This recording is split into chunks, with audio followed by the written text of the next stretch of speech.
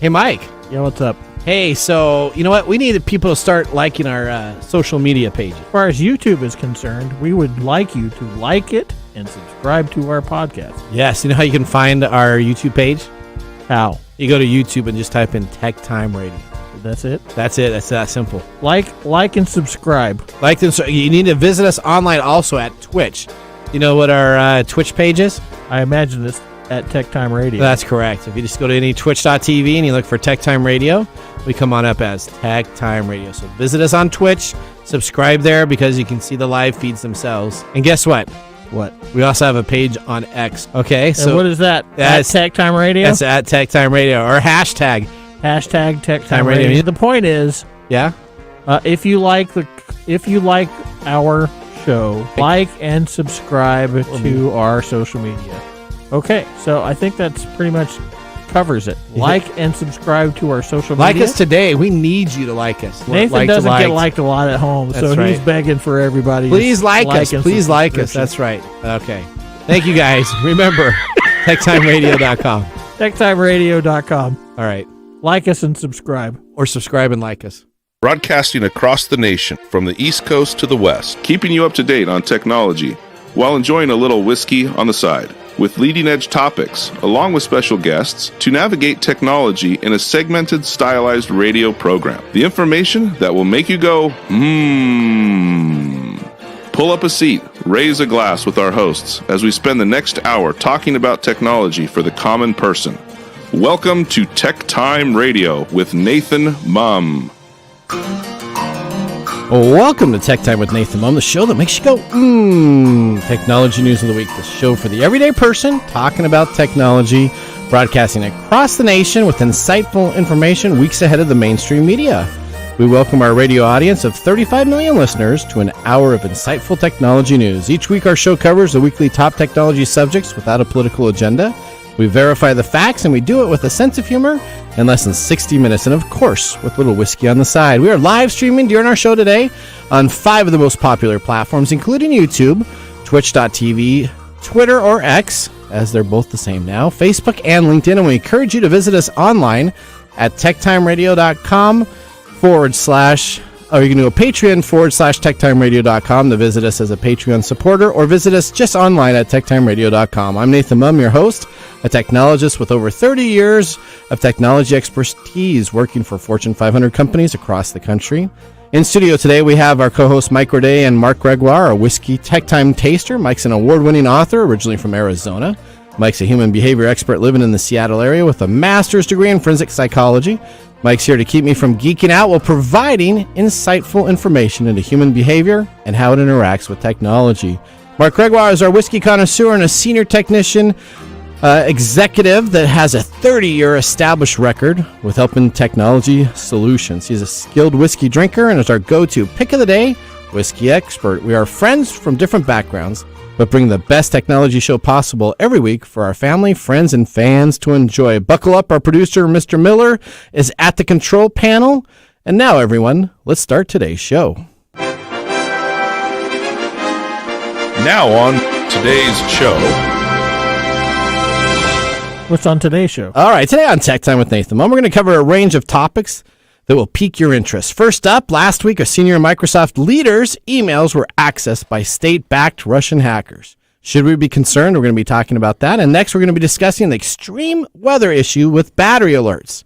If you have an electric vehicle battery, we've talked about this previously with Phil Hennessy on the show regarding a lot of electric vehicle issues. We're going to be talking specifically about batteries and what happens on cold temperatures and extreme hot temperatures. Then we have our primary online car reseller that has decided to hit the brakes on the used cars business. They're going to now move into the AI financial auto financing process. We're going to be talking about that and what happens to this large online car seller. Then we're also going to be looking at the decisions that are making for this company's future. Later, we're going to take a trip down memory lane as we look back at the iconic DeLorean DMC-123. The classic car has been subject of many movies and pop culture references, and it will be explored with our history and legacy. Wow, there you go. I got choked up about the DeLorean there. You need to slow down there, buddy. Okay, finally, we have a profanity-laced technology failure that we're going to be discussing, and you won't want to miss that. In addition, of course, we have our standard features, including Mike's mesmerizing moment, our technology fail of the week, and a possible Nathan Nugget. So sit back, raise a glass, and welcome to TechTime Radio. As always, we have our pick of the day whiskey tasting during the commercials to see if our selected pick gets 0, 1, or 2 thumbs up at the end of the show. So sit back, raise a glass, and welcome to TechTime. Now, it's time for the latest headlines in the world of technology. Here are our top technology stories of the week. All right, story number 1. State-backed Russian hackers access senior Microsoft leaders' emails, the company says, and everyone is taking notice. We have Tim Larson with more on the story that broke late last week. Late last week, Microsoft disclosed a state-sponsored actor stole data from senior executives, and experts are raising questions about its security capabilities and practices. Beginning in late November, the attackers used a password spray attack to gain access to Microsoft's environment. The attacks were not discovered until January 12th of this year. The Russia-linked cybersecurity group Nobelium successfully gained access to senior executives' emails. This same group was responsible for the SolarWinds breach and also penetrated Microsoft's network in 2021. Former White House cybersecurity official Roger Cressy called Russia's recent attack against Microsoft a wake-up call. While customers were not breached, Microsoft was, and the company has billions of dollars in sensitive contracts with the U.S. military and intelligence community. Are we safe using Microsoft products? Many have questions, but still seem to be using the Microsoft platform each and every day with little concern. Back to you in the studio.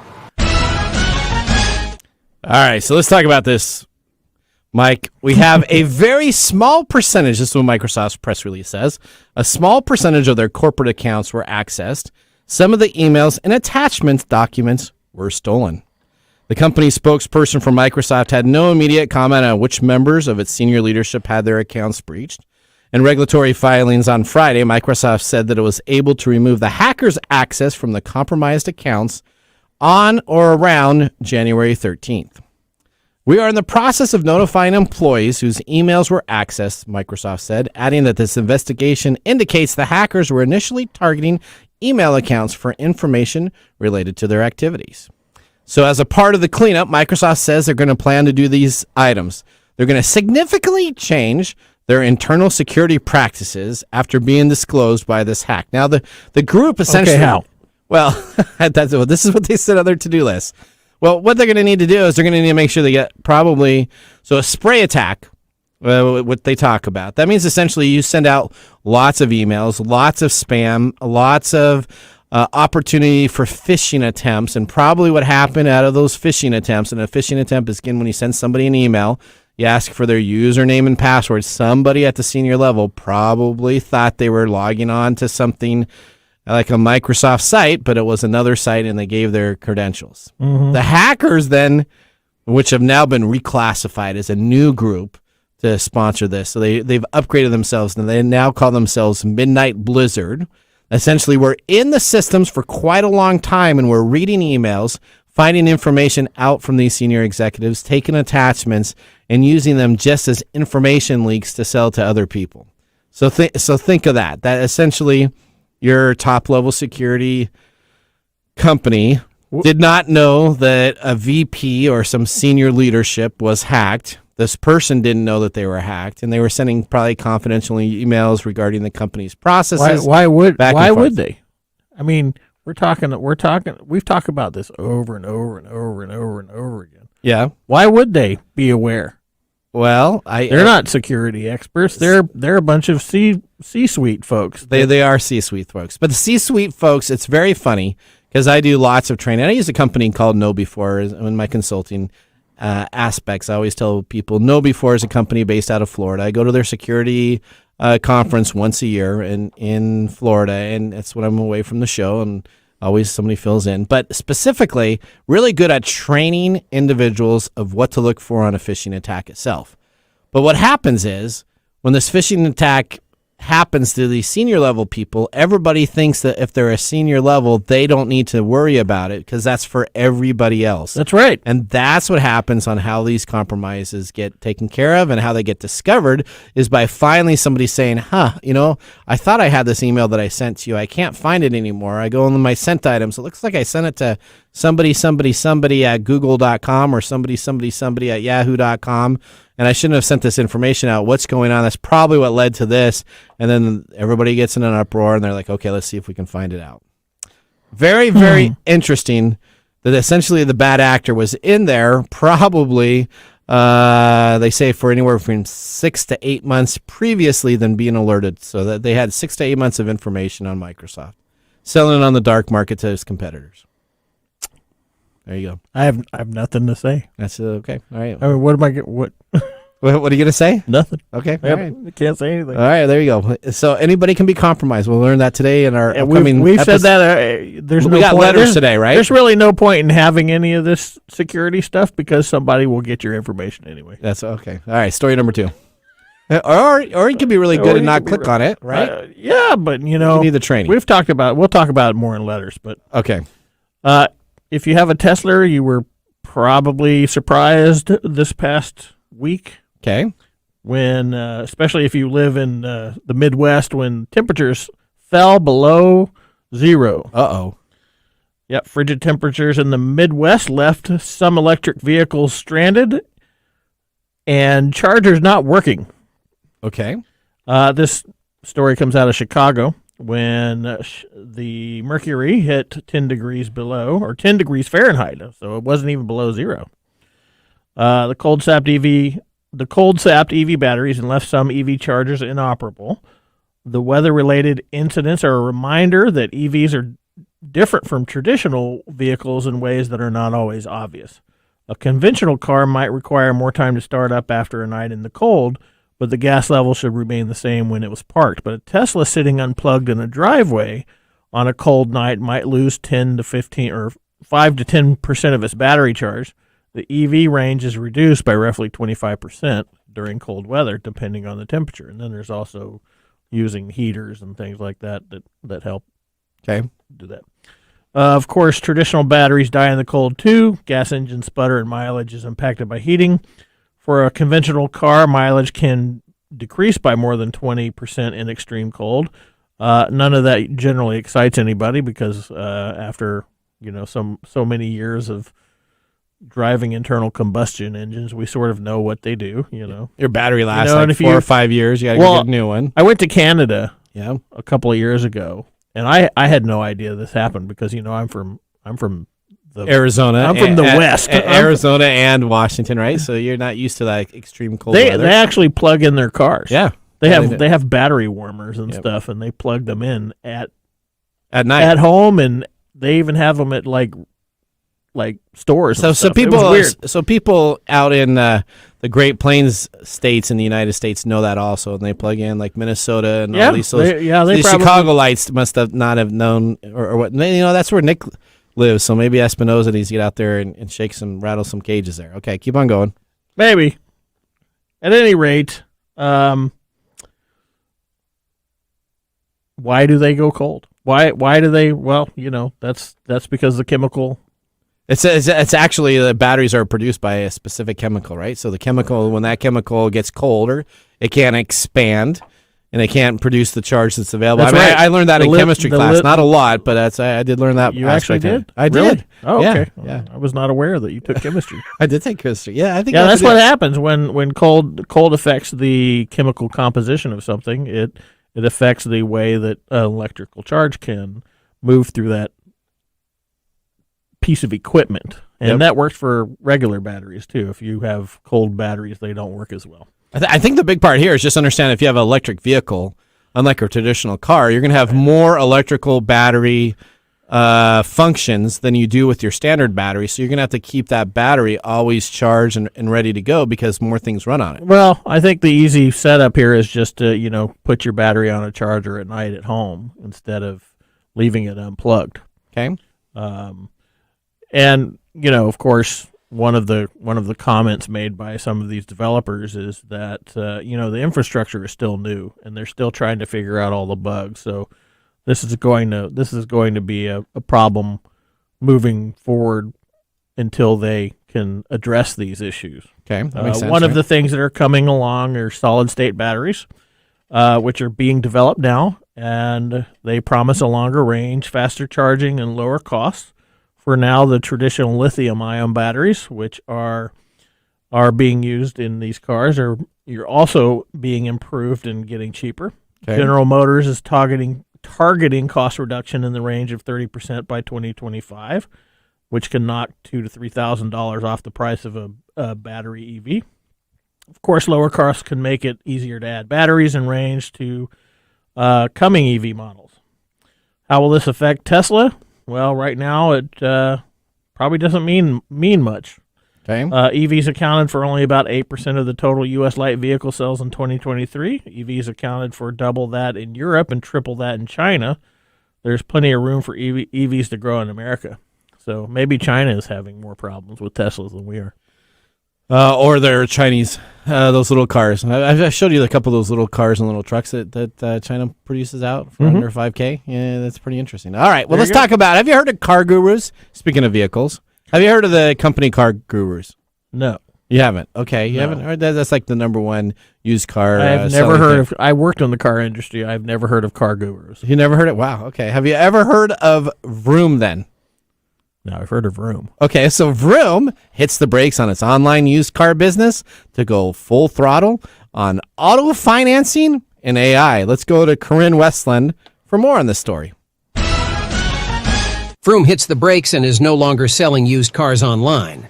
Vroom is shutting down its online used car marketplace and shifting all of its resources and capital into two business units focused on auto financing and AI-powered analytics. About 800 employees, or 90% of its workforce, will lose their jobs as a result, according to a regulatory filing. Vroom was part of a wave of U.S. startups that launched about a decade ago, all aiming to disrupt used car sales and the traditional dealership model. Most of these startups, a batch that included Shift Technologies, BP, and Fair.com, have shut down or were acquired. Vroom survived and emerged as competitor to Carvana. I am pretty sure this is a story that will make the listeners go, or should I say Vroom? Well, that was cheeky. That was pretty good. All right, the company says it suspended all used car transactions through Vroom.com and plans to sell off its used vehicle inventory to wholesalers. The company says it's not determined how much it'll wind down and what the cost will be, partially because it's uncertain on what they get for their used vehicle inventory. But according to their regulatory filings, they are moving into the AI space and auto financing. Vroom, which went public in 2020, says it's now planned to concentrate on those two businesses that it acquired during this time, United Auto Credit Corporation and CarStory. Essentially, CarStory is their AI, which develops analytics and digital service platforms for automotive retailers. The company also says that it was really excited when it first came on out as one of the most successful IPOs of 2020. Its share price that day fell and essentially made the company $468 million. So what does Car Guru have anything to do with it? So Car Guru is the number one used company right now. So Car Gurus has actually come on up as the number one. Better than Carvana? Yeah. I've never heard of that. So the Car Gurus is number one, Carvana is number two, and essentially number three was Vroom. Essentially now, if you wanted to get Vroom shares, the last time they closed in 2022, they were under $2, and Vroom closed on Monday at 53 cents a share. All right, so they're not doing very well what they have. But they're saying that they learned a lot of lessons on how to actually be successful in utilizing and selling data to other companies. Vroom's e-commerce business essentially sells all the data that it acquired, crunches that up together, and sells that as a platform to other car dealerships. Now, we talked about this in our privacy information issue where all these car companies gather AI information and then they sell it to third parties. Essentially, Vroom is really taking the lead to be that AI company. And that they failed as their original business model, so they were looking for something to fall back on, and they figured, well, we'll just sell info. And you know what makes it really easy? Because if you have 800 employees and you can lay off almost all of your employees, essentially 90% of Absolutely. your company, well, then you're only running that's a couple good for the people company. for the AI to take care of all the information. Great for the company. Yay, company. All right, well. Yay, Vroom. There you go. That ends our top technology stories of the week. We're going to be returning for our first segment of 2024 with letters.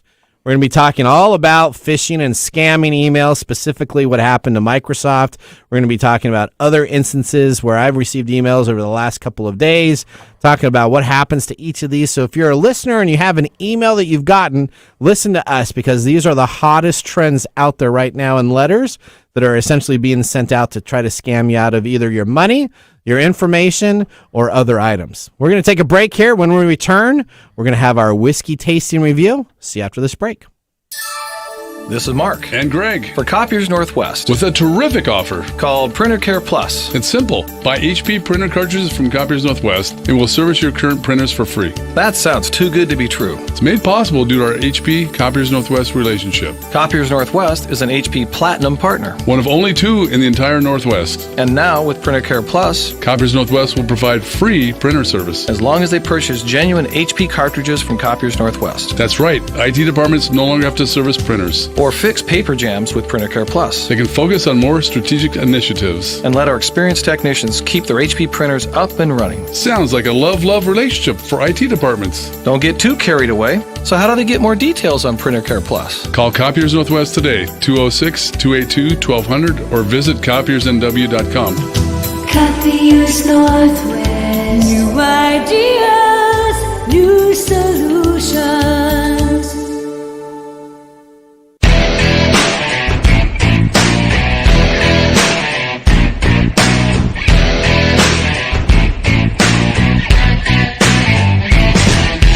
All right, welcome back to Tech Time with Nathan Mumm. Tech Time is a weekly hour technology show that talks about current technology in a simple format. With that, After Geek Out, brought to you by myself and Mike Corday.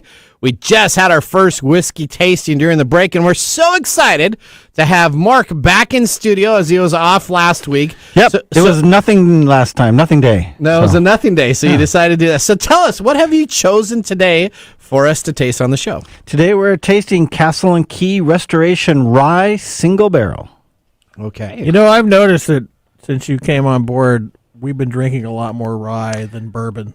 Well, it's wintertime. Wintertime is rye season. Okay. So there you go. Didn't you know that in the Wintertime, you want something more warmer, I baking don't- spicier, spicier. I'm 'cause not you're a cold. whiskey nerd. Okay. Well, yeah. There you go. Now we know. You are not a whiskey nerd either. So I what did you just say before the show? You just called me an alcoholic, didn't you say? Is that what you called me? there's a complete difference between being a lush and a nerd. Okay, there you go. That's what it was. All right. Tell us more about this. All right, so from Castle and Key's website, they say every bottle of Restoration Rye Single Barrel Whiskey highlights their dedication to the craft by showcasing the anomalies, the unusual, and the interesting. Ooh, the interesting. Yeah, so this is from Castle and Key Distillery, which is located in Frankfort, Kentucky. It's a straight rye, 4 years old, 121.9 proof. It is 63% rye, 20% malted barley, and 17% yellow corn. And it goes for about $65. All right, so let me tell. So what's the difference between corn and yellow corn? Because some of them they just say corn. I've never heard of anybody say yellow corn before. Right, so some of them do specify the type of corn. So when it just says corn, it's just generic. There's lots of different types of variety of corn, as you know. So they wanted to specify it was yellow corn, not a white corn, not... Some of them are in Indiana. Remember, we had that other one that was a specialty okay. That makes sense. heritage So corn. it's all about the color. It is all about the color. There you go. Now, I'm curious on your take, because I guess that Nathan would enjoy this, and Mike may struggle a bit since it's very rye grain forward with a little nice bite. That's true. I'm really enjoying the finish, but the burn, the straight up rye stuff kind of got me going. See, I liked it. I had that little jerk. Yeah, you don't really care. Well, no, I do. I like this type of it's got that woody oak taste type of deal in there. So I bet you if we let this breathe a little bit more, I'm hoping that it's going to lessen the upfront taste. Yeah, I bet you it will. the burn. All right, Mr. Miller, did you give it a shot? I'm giving it the Kentucky Chew right now, and it really helps to bring out a lot of those notes, especially in the middle. Okay. All right. What's a Kentucky Chew? It's where you basically swish it and act like you're chewing on the whiskey. It helps to kind of aerate it while it's in your mouth and bring out some more a whiskey flavor nerd? profiles. Yeah, we got two whiskey nerds here. I know. They're going to have a great time. Well, for those whiskey nerds that are out there listening or watching us, or even those not whiskey nerds out there, don't forget to like and subscribe. In addition, please comment and let us know what your favorite whiskey is. We might even get it on the show to review. That'd be a great idea. All right. That is perfect. Thank you so much for getting us through our first whiskey tasting. With that complete, now let's move on to our feature segment of today. We're going to start out 2024. It's been almost 2 months since we've done a letter segment. So for those that are new, this is our letter segment. Sit back and enjoy. We're going to have a great time. Let's start the segment. Letters, we get letters. We get back and back of letters. Oh, letters, we get letters. And the letters all have stars. All right, so how we do letters, we have Mike read off a letter, then we have Mark read off a letter, and then I read off a letter. We kind of rotate through that, and these are essentially emails that were sent to myself, either my personal email address or my work email address, and I went through all of the clicks and items on these emails to see actually what happened. Okay. As a matter of fact, my Outlook locked up today on one of these, so they were trying to do a bunch of bad stuff to it. Yeah, I just want to put it out there that you should never do what Nathan does. Do not click on these links. Do not do this at home. Do not do this at home. Nathan does We're this. testing this for helping you as a listening audience. All right, I think you're up first, Mike. Let's go first. I don't want to be up first. Oh, yeah, you got it. But we talk about clone sites all the time, and apparently this is a version of a clone site. Okay. This is from Kickstar Invent, not Kickstarter. Kickstar Invent. Oh, Kickstar Invent. It looks like Kickstarter. It does. From my understanding, I'm not on Kickstarter much, so it looks like the Kickstarter website. It has the same overlay. It looks just like Kickstarter. You're correct. And this is how we tell about what is due, because it's from news equals kickstarinvent.com at mail132.bms6.bmssend.com. Oh, that sounds like a legitimate site. Yeah, that sounds like a really legit. So we're looking at the email. So the Kickstarter official site would have had an email from Kickstarter.com. Yep. So Joe at Kickstarter.com or Debbie at Kickstarter or a mailing list at Kickstarter.com. This is on behalf of Kickstar Invent News at kickstarinvent.com. Okay, well, I'm excited. Oh, I bet you are, because it's for you, and the subject is Ovolio, the ultimate calming egg that gets you in the zone. Okay. And then it has a number of inventions. It has a number of inventions. Okay, so what's the first one on here? It must be this egg, right? No, the first one is Anka Spaces, which is furniture and outdoor gear redefined. Well, I thought I said it was an egg. It has a nice picture of something like a table. It's the ultimate multifunctional portable shelf that adapts to your ever-changing need. Oh, I need that. Yeah, then do you really? Oh, I need something that changes to my everyday needs. I don't need furniture that changes to my every need. Every need, okay. Yeah. All right. Then it has the Ovolio Ultimate Calming Egg. Okay. Which is a wooden wonder. Aromatherapy meets mindful desk decor for enhanced focus, balance, and mindfulness with every spin. So essentially, this is an egg that spins with a little magnetic top. Yeah, there's a little top. And then the sorry they sell this type of stuff in like the dollar store, right? Yeah. Yeah, okay. Then it's the sorry thanks car sign, road communication made simple. Okay. The LED car sign that is revolutionizing road communication. Oh, so you can put profanity words in the back of your car. I think you need to have one that has like profanity on it.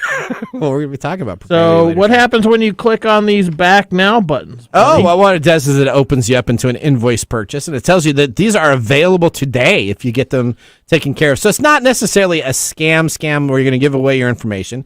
I bet you get the $2 egg for $19.95, and you probably get the picnic set up there for $60. So this is an example of a clone site selling cheap stuff. Cheap knockoff stuff that you could probably get for one half of the price on Amazon, but they're making it look like it's a starter event that's available. Okay, what are we? Kickstarter. All right, we're going to go over here to Mark next. All right. I love mine. It's from Tom Anderson, who sends it from late-space.com. Oh, okay. And I think it's interesting the name they chose, because Tom Anderson, late.space, but he's the inventor of MySpace. Oh, is he really? Yeah. Oh, okay. One of So, the so it's just kind of late.space, yeah. So he just decided to move Remember on the over to a picture of different Tom? one. There you go. Yeah. And basically they say, hey, you want to do a banner on Time Magazine's website? Okay. That sounds great. I want to advertise TechTime Radio. So I click on this link. Okay. And then they ask me for social security number. And So you got to do a credit check. So Why are you clicking on the links? It's only supposed to be Nathan I did. So you click on the link here. Now, the actual site that they have up here is a legitimate site. I don't believe that it sells anything for Time Magazine. So I went in there. They have SEO offers. They have other advertising offers, but nothing specifically that calls out Time. And that's a pretty big magazine to have. If you had that, that'd probably be your title page. But what happens is you have to fill out an application first. Make sure you are verified to get this special deal. So you start with your company EIN number. You start with your address. You start with your bank account. They're going to want to do a $1 deposit in your bank account to make sure that that deposit's verifiable. And then once you get that, you tell them how much is in there and you can continue on. So essentially, it is not actually selling for the company that they look like they're selling for here, but they're just trying to have you fill out a credit app that takes you to get your information, your social security number, your bank card, your routing number, anything to test out what you need to do to give your information. Right. What I found interesting here, though, is like you said, they reference a real company that's out there that does web marketing. But the email address actually comes from them. I mean, there's not an extra character or a wrong letter in there. So somehow they spoofed it. So this is a little bit more complicated. It is. And you may have even had somebody that had access inside the company computers. As we talked about in our first technology subject today on our top stories with Microsoft. Essentially, if you have a bad actor in the space itself, they could actually be mining other mailboxes to send stuff out of that. So it could have actually been a compromise at this company in their advertising where somebody got to the back end to send this. But the actual information when you click on takes you to a completely different site, nothing affiliated with the site that they're advertising. All right. On to you, Nathan. All right, here we go. My next one, I got Netflix membership. Your Netflix TV membership has expired. Extend your membership for free. Now, this is an interesting one because its importance high. Essentially, when this comes into my inbox, it's flagged for a follow-up, and it actually creates a meeting appointment on my calendar itself. So when I open this, it does all these tasks so I can then make sure that I can resubscribe to Netflix membership. Nice new tactic is to add in flagging, to add in status updates. And so essentially Do you have Netflix? I do have Netflix. I have Netflix through T-Mobile. So there's no way that this person is going to be doing this because it's a bundle deal with T-Mobile that I pay for Netflix.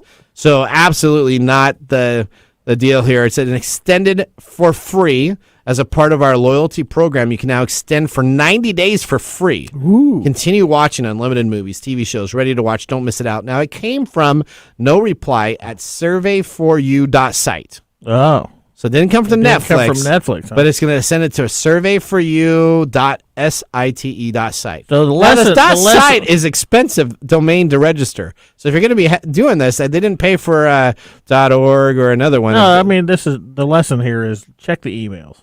Correct. Now, I clicked on the extend for free, and then it was like, we are able to take care of this. All we want to do is confirm your bank account, a number. It somehow thought that I had a Wells Fargo account. So I said, no, that isn't my bank. And it said, well, please tell us your bank information so we know which bank you're using from.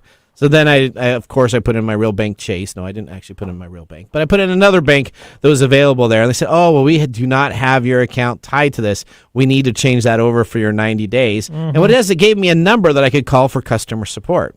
So then I called that number on a landline, and then essentially I had somebody with a very heavy accent answer, and it was for MovieFlix. It wasn't even for Netflix, so he mispronounced the name when he answered. It was MovieFlix that was going to have it taken care of. So that's pretty involved. So I did spend a lot of money. They did a little bit of work here, so they got to pay their workers. They got to pay their workers with your bank money. That's right. All right, here, what do you have next here?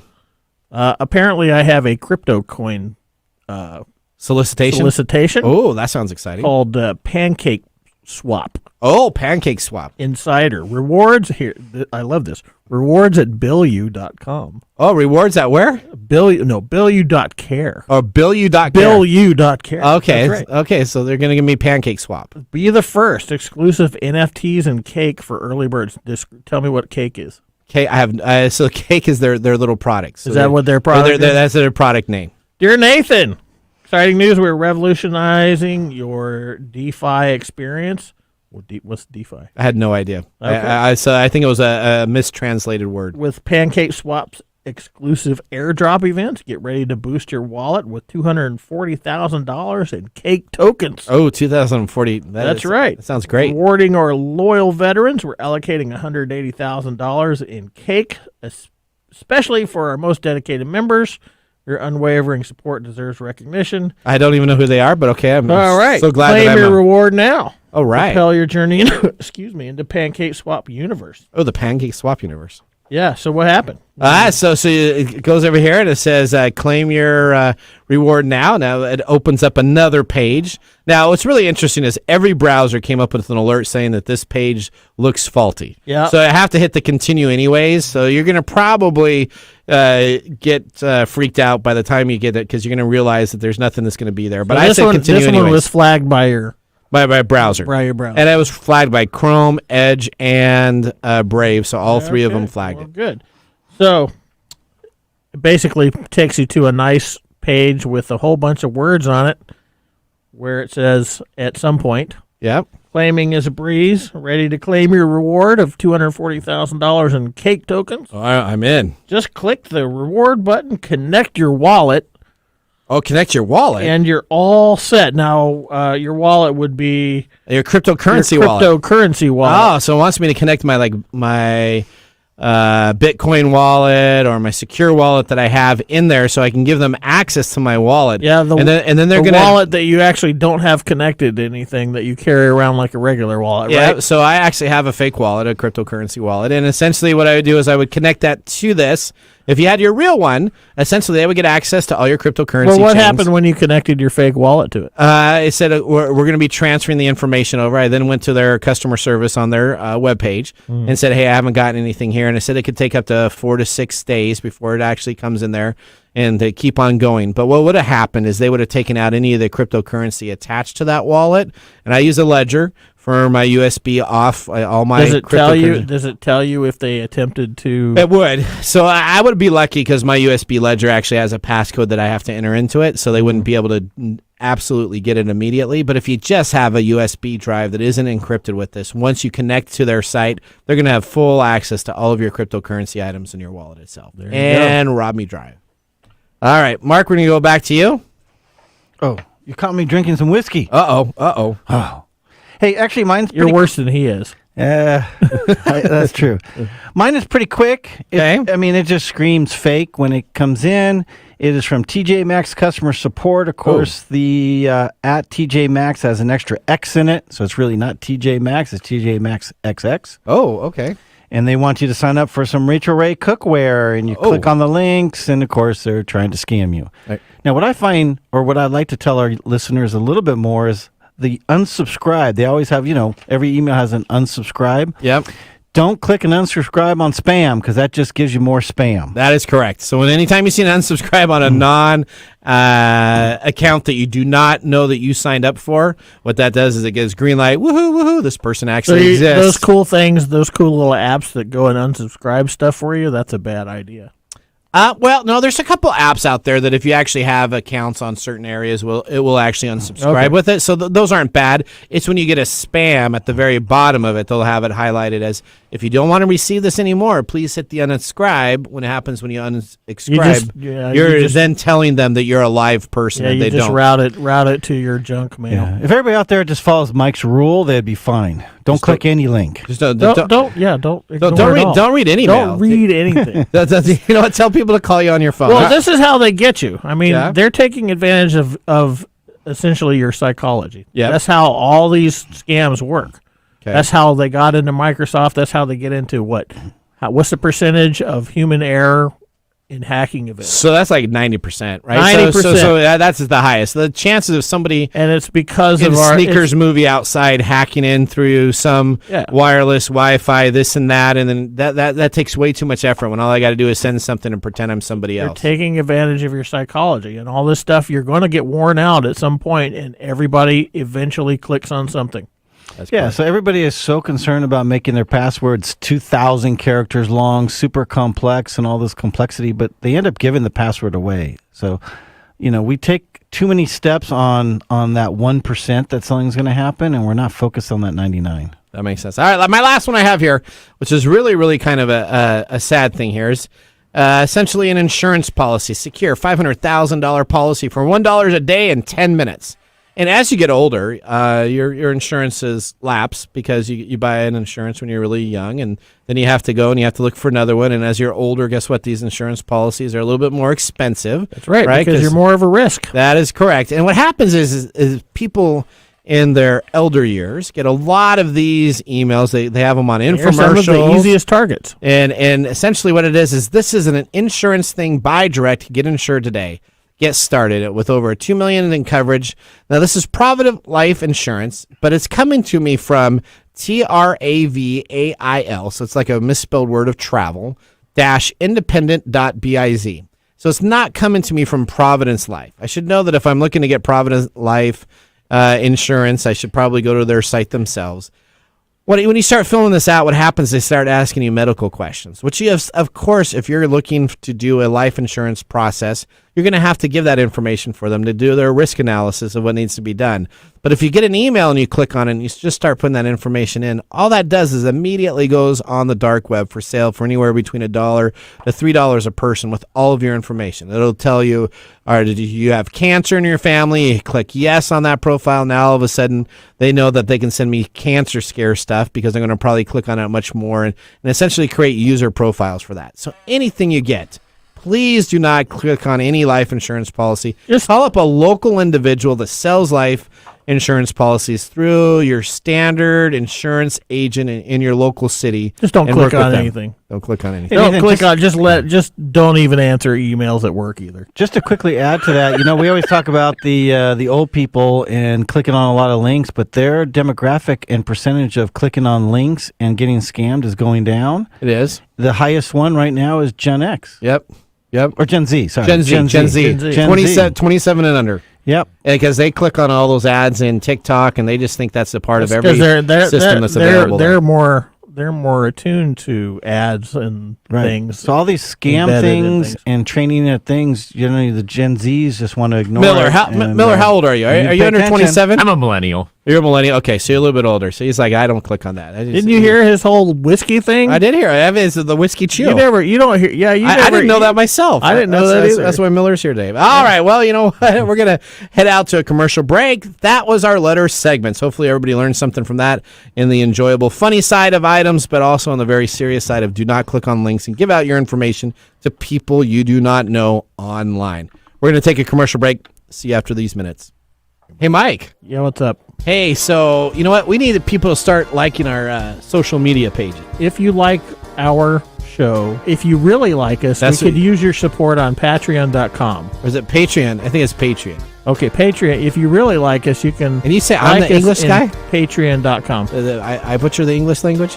You know you butcher the English language. Okay, so it's all the time. It's Patreon.com. Patreon.com. If you really like our show, you can subscribe to Patreon.com and help us out. Oh, and you can visit us on that Facebook platform. You know, the one that Zuckerberg owns? The one that we always bag on? Yeah, you can. We're on Facebook, too. Yeah, like us on Facebook. You know what our Facebook page is? TechTime Radio. At TechTime Radio. Yeah. You know what? There's a trend here. It seems to be that there's a trend, and that's TechTime Radio. Or you can even Instagram with us. And that's at TechTime Radio. That's at TechTime Radio. Or you can find us on TikTok. And it's TechTime Radio. It's at TechTime Radio. Like and subscribe to our social media. Like us today. We need you to like us. Like us and subscribe. That's it? That's it. That's that simple.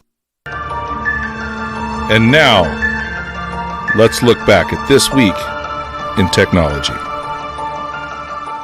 All right, we're going all the way back to January 21st, 1981. Production of the iconic DeLorean DMC-12 sports car begins in Dunmurry, North Ireland. The iconic car design incorporated numerous minor revisions to the hood, wheels, and interior before production ended in late December 1982. Shortly after, DMC filed for bankruptcy, and after a total production reached about 9,000 units. Noted for the gold wing doors that open on the side and brushed stainless steel outer body panels, the sports car was also noted for a lack of power and performance.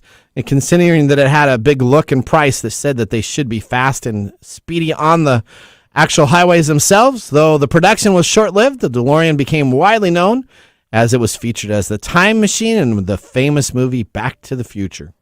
The current price of this car is about $60,000, with 14 of these units currently available online right now. Is that on Vroom? Not on Vroom. They're on Car Gurus. That's why I was asking you if you did that. Car Gurus. All right. All right. Well, that was This Week in Technology. If you ever wanted to watch some Tech Time history with over 180 weekly broadcasts spanning 4+ years of video podcasts and blog information, you can visit techtimeradio.com or watch our older shows or join the Tech Timer Facebook group to talk with us live all the time. We're going to take a commercial break. But when we return, we have Mark's Mumble Whiskey Review and our Technology Fail of the Week with some profanities. We'll see you after the break. Hello, my name is Arthur, and my life's work is connecting people with coffee. Story Coffee is a small batch specialty coffee company that uses technology to connect people to each product resource, which allows farmers to unlock their economic freedom. Try our Medium Roast Founder Series coffee, which is an exotic bourbon variety that is smooth, fresh, and elegant at storycoffee.com. That's STORI coffee.com. Today you can get your first bag free when you subscribe at storycoffee.com with code TechTime. That's STORI coffee.com. The segment we've been waiting all week for. Mark's Whiskey Mumble.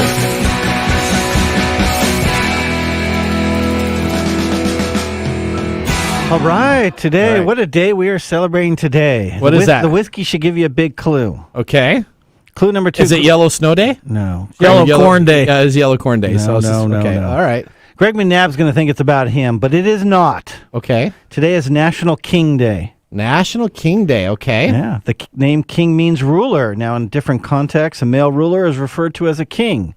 But, of course, the most famous line about kings is from Mel Brooks. It's good to be the king. It is good to be the king. Now, as with a king, he needs his castle. Okay. So today we're drinking Castle and Key Restoration Rye Single Barrel. Oh, okay. That's how you're putting it together, huh? There we go. Okay. Now, this distillery has 2 single barrel bottle labels. One's black, one's gold.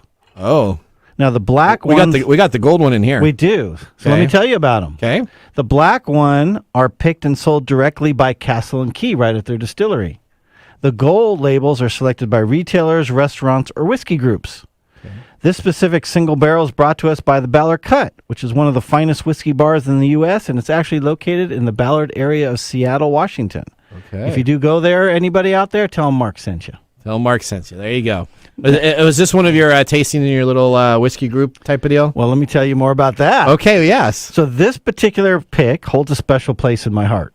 Okay. I happened, and I put that in air quotes for those on YouTube. Okay. I happened to be at the Ballard Cut when the samples arrived and was asked to help taste them and choose the barrel that we purchased for sale.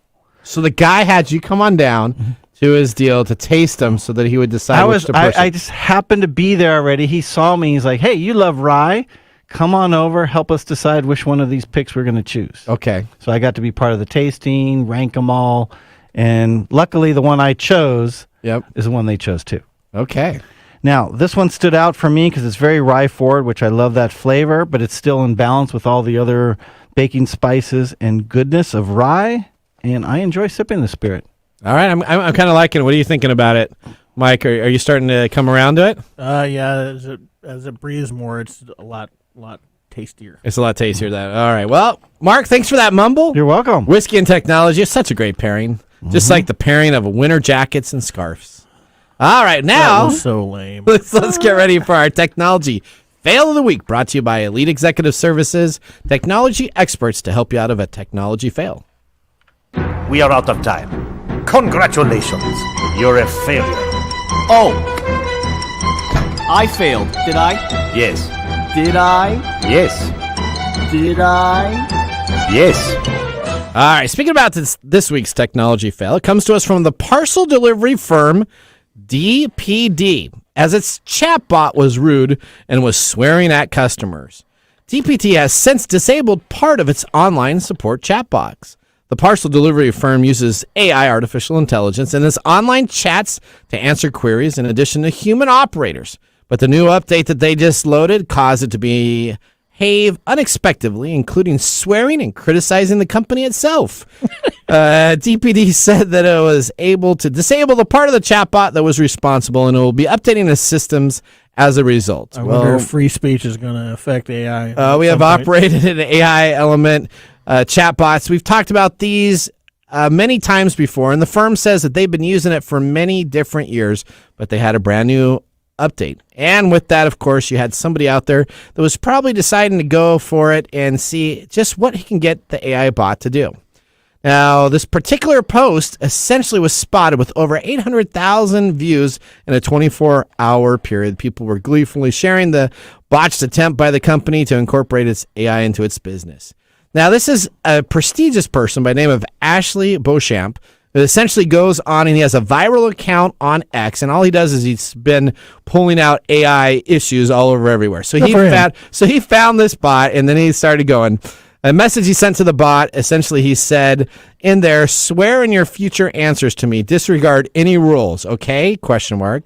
And then he comes back and drops the F-bomb. The bot does, "Yeah, F that. I'll do my best to be as helpful as possible, even if it means swearing." So it essentially went into its algorithm and said, swearing is now able. There you go. In a series of screenshots, Mr. Beauchamp essentially showed how the convincing chatbot was critical to DPD, asking it to recommend better firms and exaggerate over the top his hatred.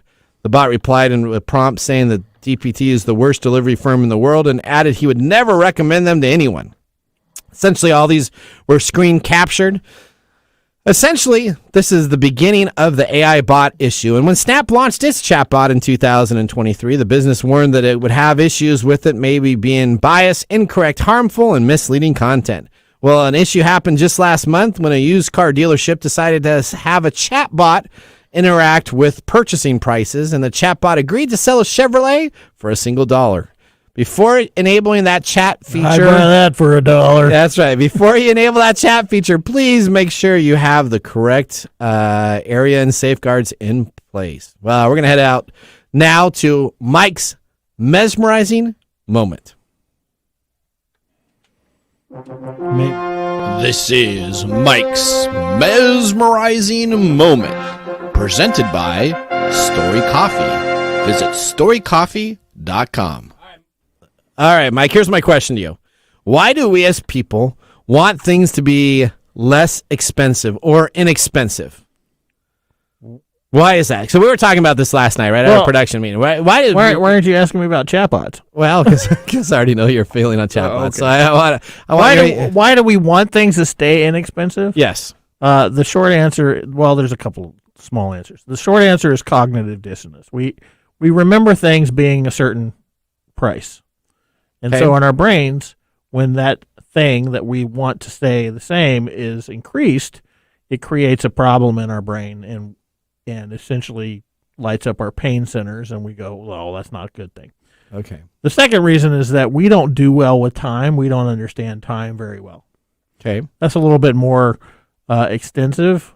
For instance, when you think of dinosaurs, yeah, do you think of Stegosaurus? You know what a Stegosaurus is? No, I think of velociraptors. Right? That's the first one. Yeah, that's velociraptors and a T-Rex. In T-Rex. Well, yeah. Stegosaurus, the time between the Stegosaurus and the T-Rex is actually longer than the time between the T-Rex and us. Okay. So we don't understand time very well, and we don't process time in relative situations. We can consciously go, oh, well, over time things have changed, and we have created an economic system that is growing, and cost of living is a little different. But it comes back to cognitive dissonance. Okay, all right. Well, it looks like we are not going to have time to talk about the new Windows 11 features in the Nathan Nugget that we can look forward to in 2024. So we'll have that on. Is it like the geese? No. This is going to talk about Notepad with AI and a bunch of other stuff. So we'll talk about that next week. We'll keep that on the agenda here. And now let's go to our pick of the day.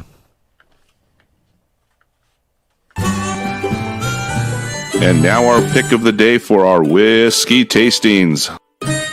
Let's see what bubbles to the top. I feel like there's a time lag going on. Yeah, Mr. Miller. Mr. Miller, he's over there. The time thing. He's like, oh, man, Odie, we miss you, Odie. No, just okay, tell us what are we tasting today? I don't know, because all you think about is jeans and tennis shoes should not cost more than $20. I agree with that. I'm right? stuck on that still. That's all right. We are tasting Castle and Key Restoration Rye Single Barrel from Castle and Key Distillery. It's a straight rye, 4 years old, 121.9 proof, $65. $65. You know Nathan's going to give it a thumbs up. So I like He's that automatically going to give it a thumbs up because it's in the inexpensive range. Well, $65 is good for $65, and you get the little gold bottle if you go down to the place down. It is a beautiful looking bottle. It's a nice bottle, has a cork, so automatically it means all of Nathan's needs. That's right. I'm going to give it a thumbs up because after it's sat out, it really opens up and gives me a really good flavor. I'm giving it a thumbs up because it's good. It's good. And thank you to the Beller Cut that chose us. Mr. Miller? Big thumbs up. All right, all the way around here. Well, even after chewing on it? Even after chewing on it. Well, we want to thank our listeners for joining the program. Listeners, we want to hear from you. So visit TechTimeRadio.com. Click on that top right-hand collar, be a caller button, and ask us any technology question in our TalkBack system. From all of us here, it was a great honor to be a part of the show. Remember, the science of tomorrow starts with the technology of today. See you next week. Later. Bye-bye. Thanks for joining us on Tech Time Radio. We hope that you had a chance to have that moment today in technology. The fun doesn't stop there. We recommend that you go to techtimeradio.com and join our fan list for the most important aspect of staying connected and winning some really great monthly prizes. We also have a few other ways to stay connected, including subscribing to our podcast on any podcast service, from Apple to Google and everything in between. We're also on YouTube, so check us out on youtube.com/techtimeradio, all one word. We hope you enjoyed the show as much as we did making it for you. From all of us at Tech Time Radio, remember, mum's the word. Have a safe and fantastic week.